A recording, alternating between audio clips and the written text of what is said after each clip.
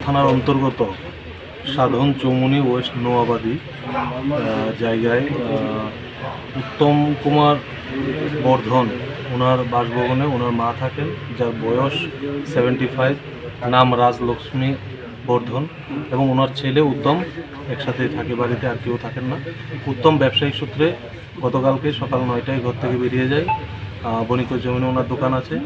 সন্ধ্যা বিকাল 4টার সময় ও বাড়িতে ফিরে ওর মাকে রক্তাক্ত অবস্থায় ওনার ঘরের সামনে বারান্দায় পড়ে থাকতে দেখে সঙ্গে সঙ্গে, এবং হাত বাঁধা অবস্থায় ছিল, এবং আশেপাশের লোকজনদের উনি ডেকে মাকে হসপিটালে শিফটিংয়ের ব্যবস্থা করেন, এবং ওনার মার হাতে থেকে দুটো চুড়ি এবং কানের যে দুল এগুলো নেই বলে উনি নোটিশ করেন।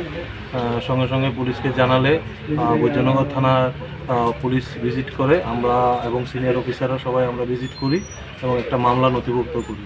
ডিউরিং ট্রিটমেন্ট জিবি হসপিটালে রাজলক্ষ্মী বর্ধন উনি আজ সকালবেলায় মারা যান। তো সেই হিসাবে এখন স্পটে ফরেন্সিক টিম, ডগ স্কোয়াড এবং FSL থেকে যে টিম, মোবাইল ফরেন্সিক এবং ফিঙ্গারপ্রিন্ট টিম এখনও তদন্ত চলছে।